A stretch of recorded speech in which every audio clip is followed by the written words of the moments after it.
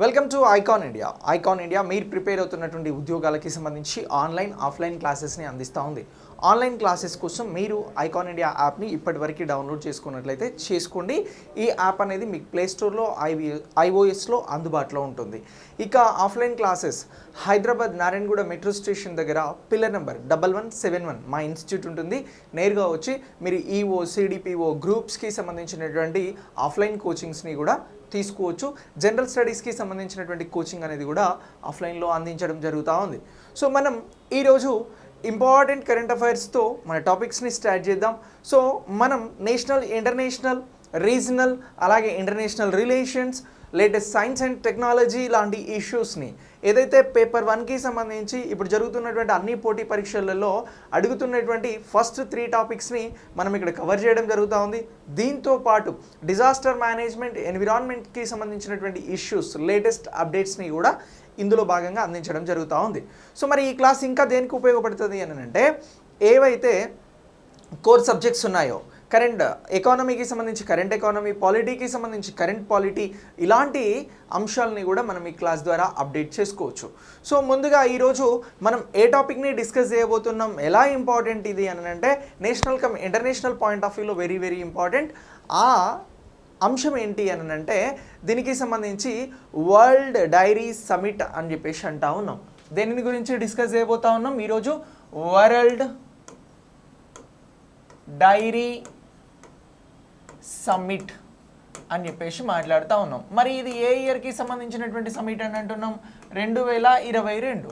So మనకు చాలా important. A point of వ్యూలో అని అంటే నేషనల్ అండ్ ఇంటర్నేషనల్ అని చెప్పేసి మాట్లాడుతూ ఉన్నాం. జాతీయ, అంతర్జాతీయ అంశాలకి సంబంధించి ఇది వెరీ వెరీ ఇంపార్టెంట్ అని అంటున్నాం. సో మరి ఈ సమ్మిట్ ఎక్కడ జరుగుతూ ఉంది? ఈ సమ్మిట్లో ఏ నిర్ణయాలు తీసుకున్నారు? ఈ సమ్మిట్ని ఎవరు ప్రారంభించారు? ఈ సమ్మిట్కి సంబంధించి ఇంకా ఏ అప్డేట్స్ ఉన్నా కూడా వాటిని బేస్ చేసుకొని క్వశ్చన్స్ అనేవి ఎగ్జామ్లో అడగడానికి అవకాశం ఉంది. సో మన current affairs regional, national, international అంటారు కదా, మరి ఇక్కడ వరల్డ్ అని మాట్లాడుతున్నాం. It's related to international. So ఇది భారతదేశంలో జరిగింది కాబట్టి ఇట్స్ రిలేటెడ్ టు నేషనల్ అని చెప్పేసి చెప్తా ఉన్నాం. సో మరి వరల్డ్ డైరీ సమిట్ 2022కి సంబంధించి, సో ఈ summit international dairy federation world dairy summit అని అంటున్నాం. ఏమని అంటున్నాం? దీనినే ఇంటర్నేషనల్ డైరీ ఫెడరేషన్ అని చెప్పేసి కూడా పిలుస్తూ ఉన్నాం. ఏమంటున్నాం? ఇంటర్నేషనల్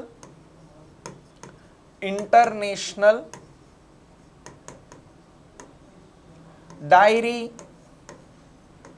ఫెడరేషన్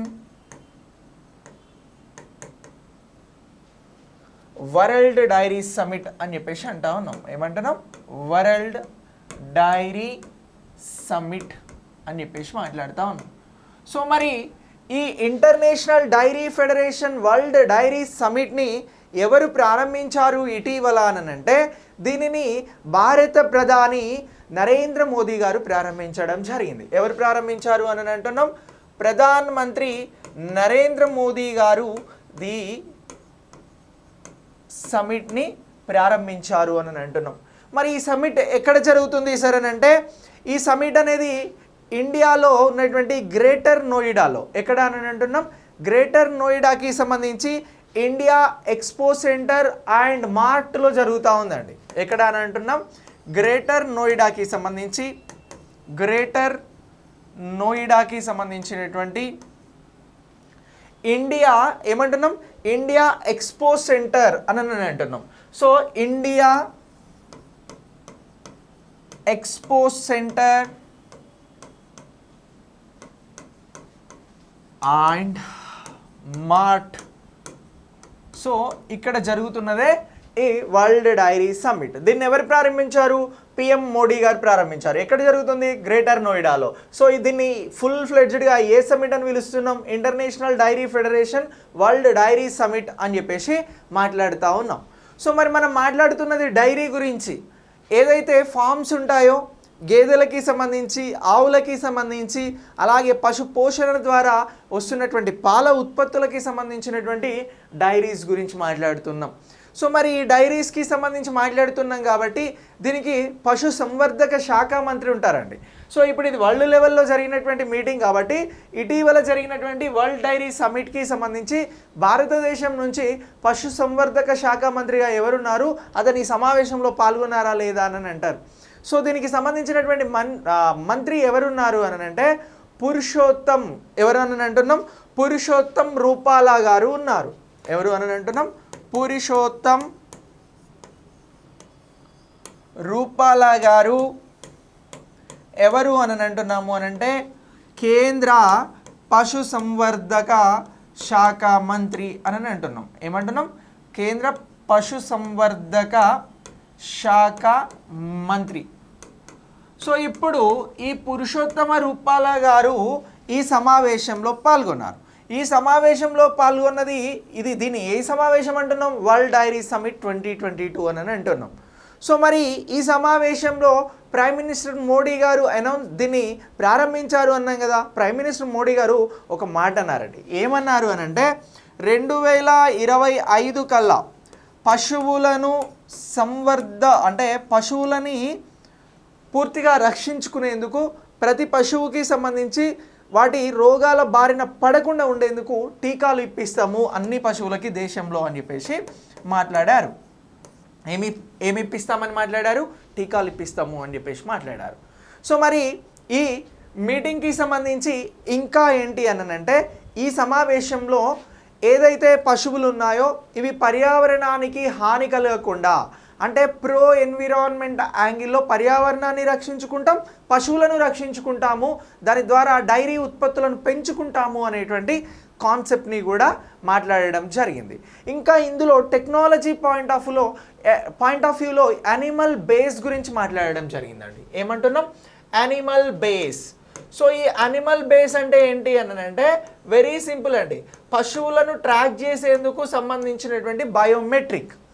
ఈ పశువులకి సంబంధించినటువంటి అంశాలను తెలుసుకునేందుకోసం యానిమల్ బేస్ అనేటువంటి ఆధునిక సాంకేతిక పరిజ్ఞానాన్ని బేస్ చేసుకొని ఏవైతే యానిమల్స్ ఉన్నాయో ఆ యానిమల్స్కి సంబంధించి ఏం చేస్తున్నారు అని అంటే ట్రాక్ చేస్తూ ఉన్నారు. ఎలా ట్రాక్ చేస్తూ ఉన్నారు, యానిమల్ బేస్ సాంకేతిక పరిజ్ఞానం వలన.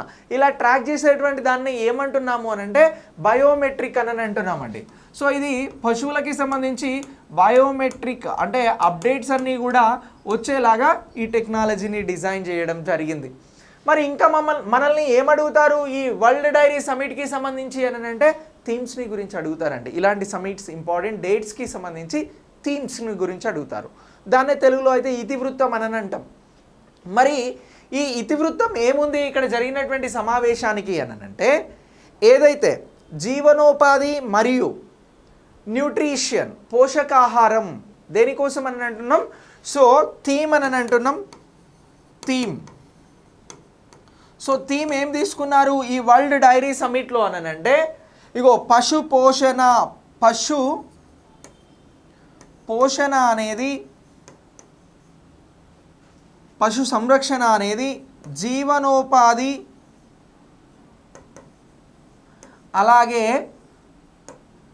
ఇది పోషకాహారం అని చెప్పేసి థీమ్ తీసుకోవడం జరిగింది.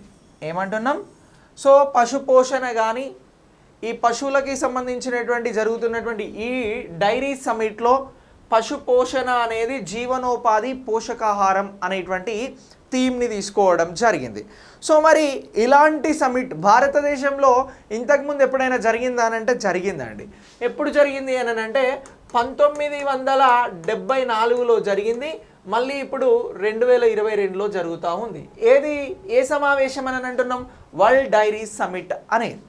ఓకేనా, ఇంతకుముందు భారతదేశంలో ఎప్పుడు జరిగింది అని అంటున్నాం, 1974లో జరిగింది. ఇప్పుడు ఎప్పుడు జరిగింది వరల్డ్ డైరీ సమ్మిట్ ఇటీవల ఎప్పుడు జరిగింది అని అంటే 2022లో. మరి ఈ సమావేశానికి సంబంధించి ప్రపంచ దేశాల నుంచి 1500 మంది పాల్గొనడం జరిగిందండి. ఎంత అని అంటున్నాం, 1500 మంది. సో ఈ సమావేశాన్ని సెప్టెంబర్ 11 నుంచి 4 రోజుల పాటు నిర్వహించడం జరిగిందండి. ఎన్ని రోజులు అని అంటున్నాం, 4 రోజులు. ఇగో ఇది వరల్డ్ డైరీ సమ్మిట్కి సంబంధించినటువంటి ప్రాథమిక సమాచారం. ఈ బేసిక్ ఇన్ఫర్మేషన్ ఉన్నట్లయితే క్వశ్చన్ ఎలా అడిగినా మీరు ఆన్సర్ చేయగలుగుతారు. ఎలానో ఒకసారి చూద్దాం. సో వరల్డ్ డైరీ సమిట్ ఇటీవల ఇక్కడ జరిగింది, గ్రేటర్ నోయిడాలో జరిగింది. ఎవరు ప్రారంభించారు? Prime minister Modi. ఎప్పటి నుంచి ఎప్పటి వరకు జరిగింది? సెప్టెంబర్ 11 నుంచి 15 వరకు జరిగింది. 4 రోజుల పాటు జరిగింది. సో దీనికి సంబంధించినటువంటి థీమ్ ఏమని అన్నాం? సో పశుపోషణ అనేది జీవనోపాధి పోషకాహారం అని చెప్పేసి థీమ్గా మాట్లాడుతూ ఉన్నాం. సో మరి దీనికి సంబంధించి ఎవరు పశుసంవర్ధక శాఖ మంత్రిగా ఉన్నారు కేంద్రంలో? పురుషోత్తమ రూపాల ఉన్నారు. తెలంగాణలో ఎవరున్నారు? తలసాని శ్రీనివాస్ యాదవ్ ఉన్నారు. సో ఇట్లా తలసాని శ్రీనివాస్ యాదవ్ గారు ఉన్నారు. సో ఇలా క్వశ్చన్ ఎలా అడిగినా కూడా మనం ఈజీగా ఆన్సర్ చేయగలుగుతాం. ఇక పశువులకి సంబంధించి ఏ టెక్నాలజీని వాడుతున్నారు అని అంటే యానిమల్ బేస్ అనేటువంటి టెక్నాలజీని తీసుకున్నారు. దీని ద్వారా బయోమెట్రిక్ అనేది పశువులపైన ఇంప్లిమెంటేషన్ చేస్తూ ఉన్నారు. పశువులకి సంబంధించినటువంటి పూర్తి సమాచారం అనేది దీని ద్వారా పొందవచ్చు అని చెప్పేసి చెప్తా ఉన్నాం. ఇది బేసిక్ ఇన్ఫర్మేషన్. సో ఇప్పుడు మరి భారతదేశంలో ఈ పశు సంవర్ధనకి సంబంధించి పశు పోషణకి సంబంధించి ఉన్నటువంటి అంశాలను కూడా ఒకసారి అప్డేట్ చేసుకోవాలి. ఎందుకు అనంటే ఈ టాపిక్లో భాగంగా అది మనకి ఇంపార్టెంట్ కాబట్టి. సో ఏమంటున్నాము అనంటే భారతదేశంలో రాష్ట్రీయ గోకుల్ మిషన్ అనేటువంటి ఒక స్కీమ్ని తీసుకురావడం జరిగిందండి. ఏమంటున్నాం? రాష్ట్రీయ గోకుల్ స్కీమ్ అని చెప్పేసి అంటా ఉన్నాం. సో ఈ రాష్ట్రీయ గోకుల్ స్కీమ్ అనేది ఎప్పుడు వచ్చింది అనేది ఒక్కసారి మనం తెలుసుకోవాలి. ఇగో ఈ స్కీమ్ 2014లో డిసెంబర్లో దీన్ని ప్రారంభించడం జరిగింది. మరి ఏం చేస్తుంది రాష్ట్రీయ గోకుల్ స్కీమ్ అని అంటే భారతదేశంలో ఉన్నటువంటి సజాతికి సంబంధించినటువంటి యానిమల్స్ ఏవైతే ఉన్నాయో, పశువులు ఏవైతే ఉన్నాయో వాటిని పరిరక్షించుకోవాలి అనేది ఈ స్కీమ్కి సంబంధించినటువంటి ముఖ్య ఉద్దేశం. అంటే రోగాల బారి నుంచి వాటిని రక్షించడం, అలాగే స్వదేశానికి సంబంధించి మన దేశానికి సంబంధించినటువంటి పశు ఉత్పత్తిని పెంచుకోవడం. సో ఇలాంటివన్నీ కూడా ఇందులో భాగంగా మనం చూడడం జరుగుతూ ఉంది. ఇదే రాష్ట్రీయ గోకుల్ స్కీమ్. సో ఇక నెక్స్ట్ ఈ స్కీమ్ తర్వాత మనం ఏం డిస్కస్ చేయాలి అని అంటే ఇప్పుడు పశుపోషణ గురించి డిస్కస్ చేస్తూ ఉన్నాం. సో మరి ఈ పశుపోషణ ద్వారా ప్రపంచంలో మనం ఎంత కాంట్రిబ్యూషన్ ఇస్తూ ఉన్నాం పాల ఉత్పత్తుల్లో అంటే ఇగో ఇది పాల ఉత్పత్తులకి సంబంధించి ఎంత అంటే 23% పాల ఉత్పత్తి అనేది భారతదేశం నుంచి ప్రపంచ దేశాలకి జరుగుతుంది అని చెప్పేసి మనం గుర్తుంచుకోవాల్సి ఉంటుంది. ఇక నెక్స్ట్ దీని తర్వాత ఏమని అంటున్నామనంటే నేషనల్ యానిమల్ డిసీజ్ కంట్రోల్ అనేటువంటి మరొక ప్రోగ్రామ్ని కూడా రన్ చేయడం జరుగుతూ ఉంది. ఏమంటున్నాం? National animal disease control. ఏమంటున్నాం? డిసీజ్ కంట్రోల్ అని అంటున్నాం. ఇగో ఇది కూడా నడుస్తూ ఉంది. సో ఈ డిసీజ్ కంట్రోల్కి సంబంధించి ఈ ప్రోగ్రామ్ని కూడా రన్ చేస్తూ ఉన్నారు. ఈ ప్రోగ్రామ్ ఉద్దేశం ఏంటి అని అంటే ఈ ప్రోగ్రామ్ ద్వారా ఏం చేస్తూ ఉన్నారు అని అంటే భారతదేశంలో ఉన్నటువంటి యానిమల్స్కి ఏదైనా వ్యాధులు సంభవిస్తే, చర్మ వ్యాధులు కావచ్చు, నోటి వ్యాధులు కావచ్చు, యానిమల్స్కి సంబంధించి సో వాటి కోసం వెంటనే ఈ డిసీజ్ కంట్రోల్ ప్రోగ్రామ్ ద్వారా వాటికి సంబంధించిన టీకాలు కానీ ఇతర అంశాలపైన ఇది వర్క్ చేయడం జరుగుతూ ఉంది. ఇక నెక్స్ట్ 2021 నుంచి భారతదేశంలో గోపాల రత్న అనేటువంటి అవార్డుని కూడా ఇంట్రడ్యూస్ చేశారండి. ఎప్పటి నుంచి అని అంటున్నాం? 2021లో గోపాలరత్న అనేటువంటి అవార్డుని ఇస్తూ ఉన్నారు. ఈ గోపాలరత్న అవార్డును ఎప్పటి నుంచి ఇస్తున్నారు అని చెప్పేసి అడుగుతారు రేపు ఎగ్జామ్లో. మనం ఏం ఆన్సర్ చేయాలి అని అంటే 2021 నుంచి ఇస్తూ ఉన్నారు. ఇగో ఇది దేశంలోనే పశు సంవర్ధనకి సంబంధించి పశు పోషణకి సంబంధించి ఇస్తున్నటువంటి అత్యున్నత అవార్డు అని అంటున్నాం. పశు పోషణలో ఇస్తున్నటువంటి అత్యున్నత అవార్డే ఇగో ఈ గోపాలరత్న అవార్డు. ఇది ఎప్పటి నుంచి ఇస్తూ ఉన్నారు భారతదేశంలో? 2021 పోయిన సంవత్సరం నుంచి ఇస్తూ ఉన్నారు. సో ఇలా మనం వరల్డ్ డైరీకి సంబంధించినటువంటి సమిట్ గురించి డిస్కస్ చేసినాం కాబట్టి ఈ వరల్డ్ డైరీ సమిట్ 2022 సందర్భంగా భారతదేశంలో ఉన్నటువంటి ఇంపార్టెంట్ అంశాలను మాట్లాడినాం. ఒకటి గోపాలరత్న అంటున్నాం, రాష్ట్రీయ గోకుల్ స్కీమ్ అని అంటున్నాం, మూడోది నేషనల్ యానిమల్ డిసీజ్ కంట్రోల్ అని అంటున్నాం. వీటిని ప్రత్యేకంగా గుర్తుంచుకోవాల్సిన అవసరం ఉంది వరల్డ్ డైరీ సమిట్లో భాగంగా. ఓకేనా? సో దీని తర్వాత మనం నెక్స్ట్ మరొక అంశం గురించి మాట్లాడదాం. ఆ అంశం ఏంటి అని అంటే నీతి ఆయోగ్కి సంబంధించినటువంటి అప్డేట్ గురించి మాట్లాడదాం. ఏమంటున్నాం? నీతి ఆయోగ్కి సంబంధించినటువంటి అప్డేట్. సో ఇది నీతి ఆయోగ్కి సంబంధించి క్వశ్చన్ రావడానికి అవకాశం ఉన్నటువంటి ఏరియా. సో ఎందుకు అనంటే సో ఇటీవల దీనికి సంబంధించినటువంటి సమావేశం అనేది జరిగింది. ఎప్పుడు జరిగింది? గత నెలలో జరిగింది. అంటే ఆగస్టు 7వ తేదీన జరిగింది. దాన్ని ఏమంటున్నాము అని అంటే గవర్నింగ్ కౌన్సిల్ మీటింగ్ అని చెప్పేసి మాట్లాడుతూ ఉన్నాం. ఏమని అంటున్నాం? గవర్నింగ్ కౌన్సిల్ మీటింగ్ అని అంటాం. ఇగో దీన్నే తెలుగులో ఏమంటున్నాము అంటే పాలక మండలి సమావేశం అని అంటున్నాం. ఏంటి? పాలక మండలి సమావేశం. సో ఇప్పుడు ఈ పాలక మండలి సమావేశం అనేది మనకి ఎగ్జామినేషన్ పాయింట్ ఆఫ్ వ్యూలో ఇంపార్టెంట్. సో నీతి ఆయోగ్ గురించి మాట్లాడుతున్నాం కాబట్టి నీతి ఆయోగ్ అంటే ఏంటి? సో నీతి ఆయోగ్ అనేది national institution for transforming India అని చెప్పేసి అంటా ఉన్నాం. నీతి ఆయోగ్ అంటే ఏమంటున్నాం? సో నీతి ఆయోగ్కి సంబంధించి దీని అబ్రివేషన్ అడుగుతారండి. సో దీన్ని విస్తరించండి, నీతి ఆయోగ్ అంటే ఏంటి అని అంటారు. సో నీతి ఆయోగ్ అంటే ఏమంటున్నాం? National institution for transforming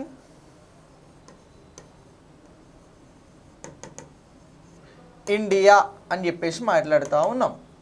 so ఇది నీతి ఆయోగ్కి సంబంధించింది, national institution for transforming India అని చెప్పేసి అంటా ఉన్నాం. సో మరి ఈ నీతి ఆయోగ్కి సంబంధించి గవర్నింగ్ బాడీ మీటింగ్ అని అంటున్నాం. సో మరి ఈ గవర్నింగ్ కౌన్సిల్కి సంబంధించినటువంటి మీటింగ్లో ఏ అంశాలను చర్చించారు, ఎప్పుడు జరిగింది అనేది తెలుసుకుంటే ఈ టాపిక్ కంప్లీట్ అవుతుంది. ఏమంటున్నాం? గవర్నింగ్ కౌన్సిల్ మీటింగ్ అని అంటున్నాం. మరి ఇటీవల జరిగింది ఎన్నవ మీటింగ్ అని అంటారు, మిమ్మల్ని 7వ మీటింగ్ అని చెప్పాలి. ఎప్పుడు జరిగింది అని అంటారు?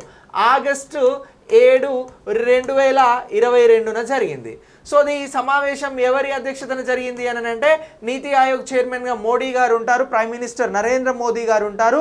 ఇతని అధ్యక్షతన, ఇతని ప్రెసిడెన్సీలో ఈ సమావేశం అనేది జరిగింది. మరి ఈ సమావేశానికి ఎంతమంది రాష్ట్ర ముఖ్యమంత్రులు హాజరయ్యారు అని అంటే 28 రాష్ట్రాలు ఉంటే 23 రాష్ట్రాలకి సంబంధించినటువంటి సీఎంలు హాజరయ్యారు.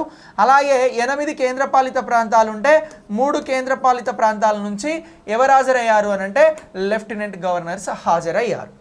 ఇది ఈ సమావేశం జరిగినటువంటి సమావేశానికి సంబంధించినటువంటి అప్డేట్. సో మరి ఈ గవర్నింగ్ కౌన్సిల్ అని మనం మాట్లాడుతున్నాం కదా, నీతి ఆయోగ్కు 2 కౌన్సిల్స్ ఉంటాయండి ప్రధానంగా. సో ఒకటి గవర్నింగ్ కౌన్సిల్ అనేది వెరీ వెరీ ఇంపార్టెంట్, మరొకటి ఏంటి అని అంటే రీజనింగ్ కౌన్సిల్. సో దీనికి సంబంధించి కూడా ఇంపార్టెంటే ఉంటుంది. కానీ గవర్నింగ్ కౌన్సిల్ అనేది ప్రతి సంవత్సరం జరుగుతున్నటువంటి సమావేశం. ఇప్పుడు 2022లో జరిగినటువంటి సమావేశం ఏంటి అని అంటే 7వ సమావేశం అని అంటున్నాం. మరి నీతి ఆయోగ్కి సంబంధించి పాలక మండలి ఏదైతే ఉందో దీని మొదటి సమావేశం ఎప్పుడు జరిగింది అని కూడా అడిగితే 8 ఫిబ్రవరి 2015లో జరిగింది.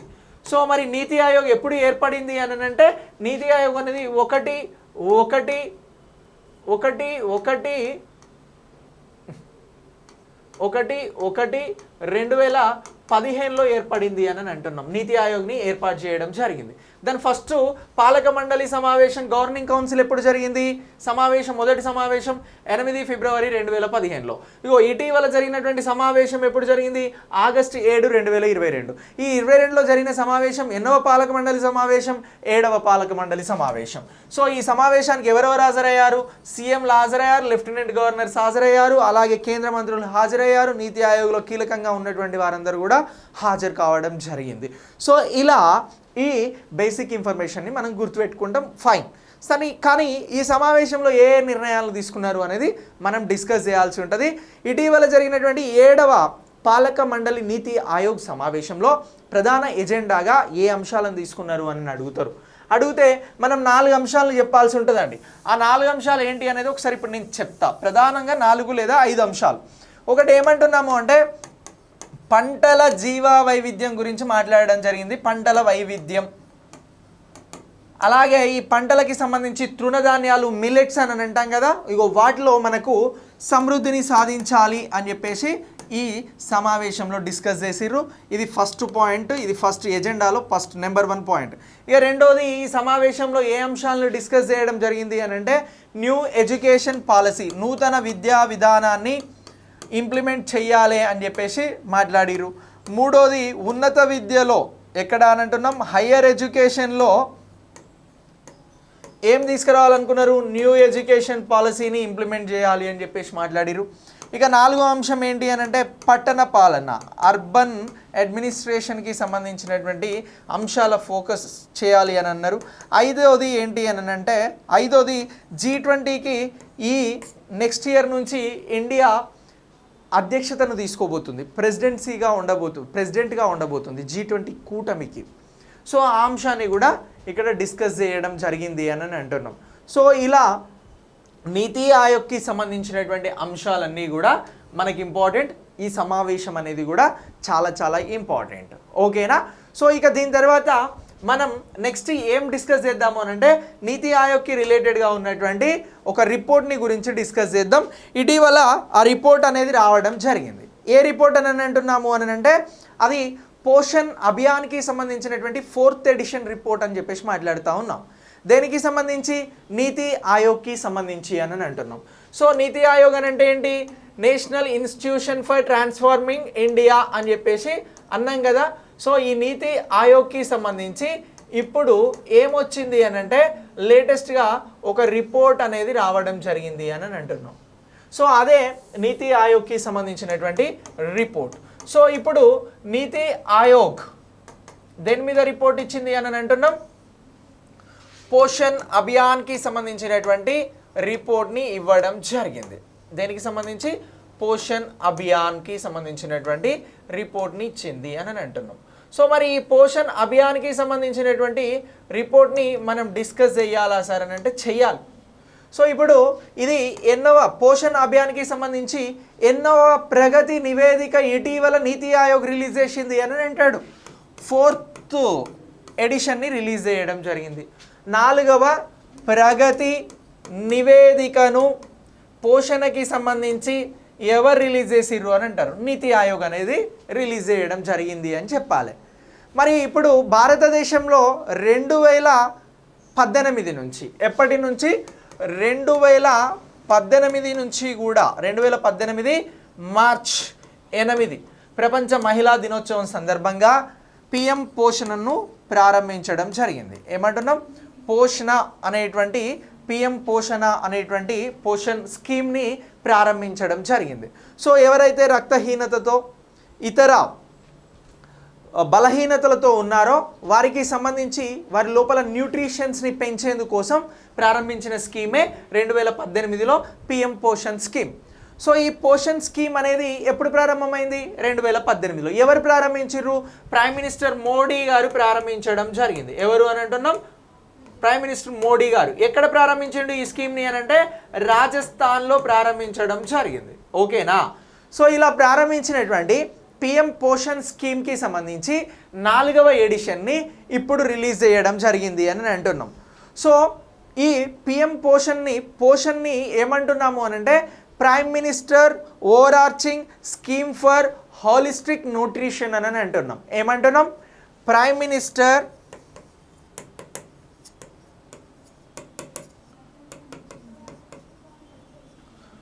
ఓవరార్చింగ్ ఏమంటున్నాం? Prime minister overarching scheme for holistic nutrition, scheme for holistic nutrition అని చెప్పేసి మాట్లాడుతూ ఉన్నాం. సో ఇలా ప్రారంభించినటువంటి ఈ పోషణ్ PM పోషణ్ను విస్తరించండి అని అంటే మిమ్మల్ని ఇగో ప్రైమ్ మినిస్టర్ P, ఓవరార్చింగ్ O, అలాగే స్కీమ్ అలాగే హోలిస్టిక్ న్యూట్రిషన్ అని చెప్పేసి అంటున్నాం. స్కీమ్ ఫర్ హోలిస్టిక్ న్యూట్రిషన్ అని చెప్పేసి అంటా ఉన్నాం. పోషణ్ అని రాసినాం కదా, ఇగో ఇక్కడ H, ఇక్కడ హోలిస్టిక్. సో దీనికి సంబంధించి పోషణ్ అంటే ఏంటి? Prime minister overarching scheme for holistic nutrition అని అంటున్నాం. ఒకవేళ మిమ్మల్ని PM పోషణ్ను విస్తరించండి, PM పోషణకి సంబంధించిన అబ్రివేషన్ ఏంటి అన్నప్పుడు ఇగో ఇది చాలా ఇంపార్టెంట్ అవుతుంది. ఇగో ఈ పోషణకి సంబంధించిన స్కీమే పోషణ్ అభియాన్. సో ఈ పోషణ్ అభియాన్కి 4వ ఎడిషన్ని ఇటీవల ఎవరు రిలీజ్ చేసిర్రు అని అంటే నీతి ఆయోగ్ అనేది రిలీజ్ చేసింది. మరి నీతి ఆయోగ్ ఇచ్చినటువంటి రిపోర్ట్స్ ప్రకారం ఏ స్టేట్స్ టాప్ స్టేట్స్గా ఉన్నాయి పోషణలో, న్యూట్రిషన్లో అనేది గుర్తించండి అని అంటాడు రేపు ఎగ్జామ్లో. సో ఇప్పుడు పోషణకి సంబంధించి పెద్ద రాష్ట్రాలు, చిన్న రాష్ట్రాలు, అలాగే కేంద్రపాలిత ప్రాంతాలు అంటే యూనియన్ టెరిటరీస్ అని అంటున్నాం. ఇలా 3 రకాలుగా విభజించడం జరిగిందండి. భారతదేశంలో పెద్ద రాష్ట్రాలు, చిన్న రాష్ట్రాలు, యూనియన్ టెరిటరీస్, మొత్తం రాష్ట్రాలు 28 ఉన్నాయి, యూనియన్ టెరిటరీస్ 8 ఉన్నాయి. సో వీటిని 3 రకాలుగా విభజించిర్రు అని అంటున్నాం. ఇగో ఈ 3 రకాలుగా విభజించిన దాంట్లో ఫస్ట్ ఏ రాష్ట్రం ఉంది అని అంటే మహారాష్ట్ర ఉంది అనండి. ఏముంది అని అంటున్నాం? మహారాష్ట్ర అనేది ఉంది. ఫస్ట్ టాప్ ప్లేస్లో పెద్ద రాష్ట్రాలకి సంబంధించి మహారాష్ట్ర ఉంది. 2 గుజరాత్ ఉంది. నెక్స్ట్ ఏ స్టేట్ ఉంది అని అంటే ఆంధ్రప్రదేశ్ ఉంది. మహారాష్ట్ర తర్వాత ఉన్నటువంటి స్టేట్ ఏమంటున్నాము అని అంటే ఆంధ్రప్రదేశ్ అని అంటున్నాం. ఎవరు అంటున్నాం? ఆంధ్రప్రదేశ్ ఉంది. 3వ స్థానంలో గుజరాత్ ఉందండి. ఎవరున్నారు అని అంటున్నాం? గుజరాత్ ఉంది. 4వ స్థానంలో తమిళనాడు ఉంది. 5వ స్థానంలో అర్థమవుతుంది కదా, ఇగో ఈ పోషన్కి సంబంధించినటువంటి రిపోర్ట్లో వచ్చినటువంటి ర్యాంక్స్ 5వ స్థానంలో మధ్యప్రదేశ్ ఉంది. ఏది అంటున్నాం? మధ్యప్రదేశ్ అనేది ఉంది అని చెప్పేసి మనం గుర్తుంచుకోవాలి పెద్ద రాష్ట్రాలకి సంబంధించి. రేపు క్వశ్చన్ ఏం అడుగుతాడు? ఇటీవల పోషణపై నీతి ఆయోగ్ ఇచ్చినటువంటి రిపోర్ట్ ప్రకారం ఏ రాష్ట్రాలు టాప్ 3లో ఉన్నాయి పెద్ద రాష్ట్రాలకి సంబంధించి అని అంటే మహారాష్ట్ర, ఆంధ్రప్రదేశ్, గుజరాత్. 1, 2, 3, 4, 5 అని అంటున్నాం. ఇక నెక్స్ట్ ఏమంటున్నాము అని అంటే చిన్న రాష్ట్రాలకి సంబంధించినటువంటి అంశం గురించి మాట్లాడదాం. చిన్న రాష్ట్రాలకి సంబంధించి ఏ స్టేట్ ఉంది టాప్లో అని అంటే సిక్కిం ఉందండి. ఫస్ట్ ప్లేస్లో ఏముంది? సిక్కిం ఉంది. తర్వాత ఏముంది అని అంటే మేఘాలయ ఉంది. ఏమంటున్నాం? మేఘాలయ ఉంది. 3వ స్థానంలో ఏది ఉంది అని అంటే త్రిపుర ఉంది. ఏమంటున్నాం? త్రిపుర ఉంది. 4వ స్థానంలో ఏది ఉంది అని అంటే గోవా ఉంది. 5వ స్థానంలో ఉన్నది ఏంటి అని అంటే నాగాల్యాండ్ అనేటువంటి రాష్ట్రం చిన్న రాష్ట్రాల జాబితాలో స్థానాన్ని పొందాయి. ఇవి టాప్ స్టేట్స్ అని అంటున్నాం. మన యూనియన్ టెరిటరీకి సంబంధించి డామన్ డయ్యూ అండ్ దాద్రా నగర్ హవేలీ అనేటువంటి కేంద్రపాలిత ప్రాంతం ఉంది ఫస్ట్ ప్లేస్లో. 2వ ప్లేస్లో ఏది ఉంది అని అంటే చండీగఢ్ ఉంది. ఏది అని అంటున్నాం? చండీగఢ్ ఉంది అని చెప్పేసి మాట్లాడుతూ ఉన్నాం. 3వ స్థానంలో ఏముంది అని అంటే జమ్మూ అండ్ కాశ్మీర్ అండమాన్ అండ్ నికోబార్ దీవులు ఉన్నాయి. ఏమంటున్నాం? అండమాన్ అండ్ నికోబార్ ఐలాండ్స్ అనేవి ఉన్నాయి. 4వ స్థానంలో ఏది ఉంది అని అంటే జమ్మూ అండ్ కాశ్మీర్కి సంబంధించినటువంటి కేంద్రపాలిత ప్రాంతం ఉంది. 5వ స్థానంలో ఏది ఉంది అని అంటే లక్షద్వీప్స్ ఉంది అండి. ఏవి అని అంటున్నాం? లక్షద్వీప్స్ అనేవి ఉన్నాయి అని చెప్పేసి మనం గుర్తుంచుకోవాల్సి ఉంటుంది. సో ఇవి యూనియన్ టెరిటరీస్కి సంబంధించి. ఇగో ఇందులో పోషన్కి సంబంధించినటువంటి ర్యాంకింగ్స్ అనేవి ఈ రాష్ట్రాలకి ఇలా ఇవ్వడం జరిగింది. సో పెద్ద రాష్ట్రాల నుంచి క్వశ్చన్ అడగడానికి అవకాశం ఉందండి. ఇటీవల నీతి ఆయోగ్ ఇచ్చినటువంటి 4th ఎడిషన్. సో నీతి ఆయోగ్ 4th ఎడిషన్ పోషన్కి సంబంధించినటువంటి దానిలో పెద్ద రాష్ట్రాలలో టాప్ స్టేట్స్ ఏంటి అని అడుగుతారు. సో దాని లేదని అంటే ఇగో ఈ నీతి ఆయోగ్ ఇచ్చినటువంటి పోషణ్ అభియాన్ రిపోర్ట్ 4th ప్రగతి నివేదిక అనేది ఏ ఇయర్కి సంబంధించి అని అడుగుతారు. 2020 ఇయర్కి సంబంధించింది. 2022లో రిలీజ్ చేయడం జరిగింది. ఎప్పుడు రిలీజ్ చేశారు అని అంటున్నాం? 2022లో రిలీజ్ చేయడం జరిగింది. ఇక నెక్స్ట్ ఈ 1 మంత్ కూడా సెప్టెంబర్ 1 to సెప్టెంబర్ 30 వరకు కూడా పోషణ్ మాహ్ని నిర్వహించడం జరుగుతూ ఉంది. ఏమని నిర్వహిస్తూ ఉన్నారు? పోషణ్ మాహ్ అనేటువంటి దానిని నిర్వహిస్తూ ఉన్నారు. పోషణ్ మాహ్ని ఇటీవల 1 నెల పాటు ఏ మంత్రిత్వ శాఖ నిర్వహించింది అని అంటాడు. అంటే మనం చెప్పాల్సినటువంటి మంత్రిత్వ శాఖ ఏంటి అని అంటే కేంద్ర మహిళా శిశు సంక్షేమ మంత్రిత్వ శాఖ అని చెప్పేసి చెప్పాలి. సో దీనికి సంబంధించిన మంత్రి ఎవరు? స్మృతి ఇరానీ గారు ఉన్నారు. ఎవరు అని అంటున్నాం? స్మృతి ఇరానీ గారు ఉన్నారు అని చెప్పేసి మనం గుర్తించాల్సి ఉంటుంది. సో ఇలా పోషణ్ అభియాన్కి సంబంధించి 2020కి సంబంధించి ప్రగతి నివేదిక 4th ఎడిషన్ని ఎవరు రిలీజ్ చేశారు అని అంటే నీతి ఆయోగ్ రిలీజ్ చేసింది. సో ఇందులో పోషణ్ పథకం అనేది ఎప్పుడు ప్రారంభమైంది? 2018 మార్చి 8న. ఎవరు ప్రారంభించారు? Prime minister Modi. ఎక్కడ ప్రారంభించారు? రాజస్థాన్ రాష్ట్రంలో. సో ఇలా గుర్తుంచుకోవాలి. మరి పోషణ్ అంటే ఏంటి అని అంటే prime minister overarching for holistic nutrition అని అంటున్నాం. ఓవరార్చింగ్ అని అంటే అర్థం ఏంటి అని అంటే విస్తృతమైన, హోలిస్టిక్ అంటే ఏంటి అని అంటే సంపూర్ణమైన. అంటే దేశంలో ఉన్నటువంటి విస్తృతమైన ప్రజలకి పోషకాహార లోపాన్ని నివారించేందుకు సంపూర్ణమైనటువంటి పోషక పదార్థాలను అందిస్తున్నాము అనేది ఇగో ఈ పోషణ్ అనేటువంటి దానికి సంబంధించినటువంటి అర్థంగా మనం భావించాల్సి ఉంటుంది. సో నెక్స్ట్ దీని తర్వాత ఏం మాట్లాడదాము అని అంటే నేషనల్ డిఫెన్స్ MSME కన్క్లేవ్ గురించి మాట్లాడదాం. ఏమంటున్నాం? నేషనల్ డిఫెన్స్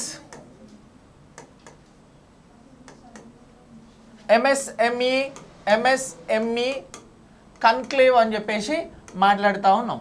సో మరి ఇప్పుడు ఈ నేషనల్ డిఫెన్స్ ఎంఎస్ఎంఈ కన్క్లేవ్ అనేది ఎక్కడ జరుగుతూ ఉంది అని అంటే రాజస్థాన్లో జరుగుతూ ఉంది. సో మనం ఇక్కడ రెండు అంశాలను చెప్పినాం. రాజస్థాన్లో ఎక్కడ జరుగుతుంది ఇది అని అంటే కోటాలో జరుగుతూ ఉంది. 2 రోజుల పాటు ఈ కన్క్లేవ్ అనేది జరుగుతూ ఉంది అనేటువంటి అంశాన్ని గుర్తుపెట్టుకోవాలి. ఇప్పుడు నేను 2 అంశాలు చెప్పిన, ఇగో ఎంఎస్ఎంఈ అన్న, డిఫెన్స్ అని అన్న. భారతదేశంలో ఎంఎస్ఎంఈ మంత్రి ఎవరు? నారాయణ రాణే. ఎవరు అని అంటున్నాం? నారాయణ రాణే ఎంఎస్ఎంఈ మంత్రి అని మాట్లాడుతున్నాం. సో నెక్స్ట్ ఏమంటున్నాము అని అంటే ఈ డిఫెన్స్ మినిస్టర్గా ఎవరిని మాట్లాడుతున్నాం? రాజ్నాథ్ సింగ్ గారిని అని అంటున్నాం. సో రాజ్నాథ్ సింగ్ గారు ఏంటి అని అంటున్నాం? డిఫెన్స్ మినిస్టర్ ఆఫ్ ఇండియా అని చెప్పేసి గుర్తుంచుకోవాలి. సో మరి ఇప్పుడు ఈ రాజస్థాన్ కోటాలో జరుగుతున్నటువంటి నేషనల్ డిఫెన్స్ ఎంఎస్ఎంఈ కన్క్లేవ్కి సంబంధించి అండ్ ఎగ్జిబిషన్కి సంబంధించి ఏం ప్రదర్శనకు ఉంచారు అని అంటే ఎంఎస్ఎంఈ రంగంలో ఉన్నటువంటి ఈ రంగం ద్వారా వస్తున్నటువంటి వెపన్స్ని ప్రదర్శించడం జరిగింది. సో ఏం ప్రదర్శించారు అని అంటున్నాం? వెపన్స్ అని అంటున్నాం. ఈ వెపన్స్ ఏంటి అని అంటే T-90 ఏమంటున్నాం? T-90 అలాగే BMPకి సంబంధించినటువంటి 2 యుద్ధ ట్యాంకులు,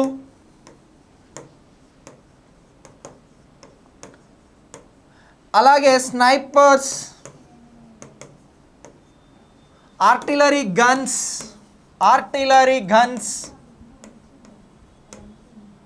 అలాగే ఇతర మిషన్ గన్స్. సో ఇవన్నీ కూడా ఇక్కడ ప్రదర్శించడం జరుగుతూ ఉంది అని అంటున్నాం. సో ఇవన్నీ కూడా చాలా చాలా ఇంపార్టెంట్ అని అంటున్నాం.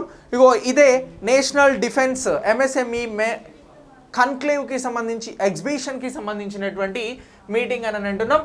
ఇది ఎక్కడ జరిగింది అనేది వెరీ వెరీ ఇంపార్టెంట్. రాజస్థాన్ కోట 2 days పాటు నిర్వహించడం జరిగింది అని చెప్పేసి మీరు ఎగ్జామినేషన్ పాయింట్ ఆఫ్ వ్యూలో గుర్తుంచుకోవాల్సి ఉంటుంది. ఇగో ఇందులో ప్రదర్శించినయే ఈ T-90కి సంబంధించి BMP 2 యుద్ధ ట్యాంకులు, snipers, artillery guns, machine guns, వీటినన్నింటినీ కూడా ఇక్కడ ప్రదర్శించడం జరిగింది. సో ఇలా ఈ టాపిక్ని కూడా ఎగ్జామినేషన్ కోసం అప్డేట్ చేసుకోండి. Very very important. Thanks for watching.